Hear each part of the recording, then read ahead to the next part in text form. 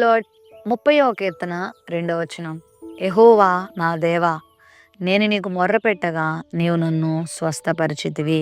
దావీదు తన జీవితంలో అనుభవాలన్నీ కూడా ఈ కీర్తనల ద్వారా మన ముందు తీసుకొచ్చాడు. దావీదుకి రోగం కలిగినప్పుడు, దావీదుకి వ్యాధి కలిగినప్పుడు అతడు వైద్యుల్ని ఆశ్రయించాడో లేదో మనకు తెలియదు, కానీ దేవుని మాత్రం ఆశ్రయించాడంట. నేను నీకు మొర్రపెట్టినప్పుడు నువ్వు నన్ను స్వస్థపరిచితివి అని ఇక్కడ మాట్లాడుతున్నాడు. ప్రార్థన చేస్తే రోగాలు స్వస్థత అయిపోతాయా? ప్రార్థన చేస్తే మన పరిస్థితులు మారిపోతాయా అని గనక మనం అనుకుంటే, ఇదిగో ఈ వాక్యం మనకి చక్కని సందేశాన్ని ఇస్తుంది. స్పష్టమైనటువంటి నిర్ధారణతో కూడిన స్పష్టమైనటువంటి అభిప్రాయం తెలియజేస్తూ ఉంది. ఈ ప్రపంచంలో కొన్ని కోట్ల మంది రోగులు, వ్యాధిగ్రస్తులు ప్రభు సన్నిధిలో మొర్రపెట్టడం ద్వారా స్వస్థత పొందారు. వైద్యులు కూడా తమ వైద్య సహకారం ద్వారా, వారు ఇచ్చేటువంటి ఔషధాల ద్వారా, వాళ్ళు చేసే ట్రీట్మెంట్ల ద్వారా కూడా ఎంతోమందికి మేలు చేస్తున్నారు. అయితే దేవుడే స్వస్థపరచకపోతే, దేవుడే సహాయం చేయకపోతే వైద్యులు చేసినది కూడా పనికిరాదు. వైద్యం కూడా ఉపయోగపడదు. ఆ మందులు కూడా పనిచేయవు. ప్రతి విషయంలో ప్రతి రోగము స్వస్థత పొందాలంటే అది దేవుని ద్వారా సాధ్యం. మరి ప్రపంచంలో చాలా వ్యాధులు ఉన్నాయి, చాలా రోగాలు ఉన్నాయి.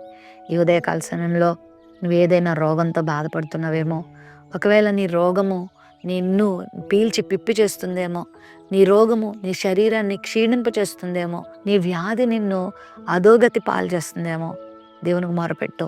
దేవుని సందుకు వచ్చి ప్రార్థన చేసుకో. దేవుని మీద ఆధారపడు. అయ్యా నన్ను స్వస్థపరచవా అని నువ్వు అడిగితే దేవుడు గొప్ప స్వస్థత నీకు ఇస్తాడు. ఒకవేళ నీ కుటుంబ సభ్యులు ఎవరైనా అనారోగ్యంతో కృషించిపోతున్నారా? ప్రార్థన చేయి. ఎవరైనా హాస్పిటల్లో పెట్టబడి మరణ పడకలో ఉన్నారా? ప్రార్థన చేయి. దేవునికి మొరపెట్టు. దేవుని సేవకులకు చెప్పు, ప్రార్థన చేయి. దేవుడు అద్భుతం చేస్తాడు. హిజ్కియా కూడా మరణకరమైన రోగం కలిగినప్పుడు గోడ వైపు ముఖం త్రిప్పుకొని ప్రార్థన చేస్తాడు. దేవునికి మొరపెడతాడు, కన్నీళ్ళు కారుస్తాడు. అద్భుతమైన స్వస్థత దేవుడు ఇస్తాడు. నా జీవితంలో నేను చెప్పగలను, ఎన్నో పరిస్థితుల్లో ఎన్నో అనారోగ్యాలు వాటిల్లినప్పుడు, శరీరం మీద దాడి చేసినప్పుడు ప్రభు సన్నిధిలో మొరపెట్టగా దేవుడు స్వస్థపరిచాడు. కొన్నిసార్లు వైద్యుల దగ్గరికి నడిపించి, చక్కని వైద్యులను చూపించి, చక్కని వైద్య సహకారాన్ని అందించి, సమయోచితమైన సహాయాన్ని అందించి స్వస్థపరిచిన రోజులు ఎన్నో ఉన్నాయి. ఎన్నో వ్యాధుల నుండి సునాయాసంగా బయటపడిన సందర్భాలు చాలా ఉన్నాయి. ఈరోజు నీ వ్యాధి ఎంత ఘోరమైనదైనా, అది ఒకవేళ క్రానిక్ డిసీజ్ అయినా దేవునికి అసాధ్యమైంది ఏదీ లేదు. ఎన్నో సాక్ష్యాలు. యేసుక్రీస్తు ప్రభువారు స్వస్థపరిచిన ఎంతోమంది వ్యక్తులు మన ముందున్నారు. నిన్ను కూడా దేవుడు స్వస్థపరుస్తాడు.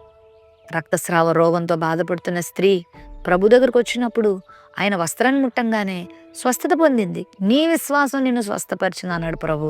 నా గొప్పతనంతో నేను స్వస్థపరిచానని ప్రభు ఎప్పుడూ చెప్పలేదు, కానీ నా ఎడల మీకున్న విశ్వాసం నన్ను స్వస్థపరుస్తుందని ప్రభువే చెప్పారు. కాబట్టి ప్రభు దగ్గరికి వచ్చి నా ప్రభువుని ప్రార్థన చేసినప్పుడు నా ప్రభు స్వస్థపరుస్తారు అని విశ్వాసంతో నువ్వు వస్తే గొప్ప స్వస్థత ఇస్తాడు. క్రొవ్విన దూడ వలె గంతులు వేసేలా నేను చేస్తాడు. నీ రోగం ఎట్టిపోద్దో, నీ వ్యాధి ఎట్టిపోద్దో, నీ బలహీనత ఎట్టిపోద్దో నువ్వు ఆశ్చర్యపడేలాగా మంచి ఆరోగ్యం దేవుడు నీకు ఇస్తాడు.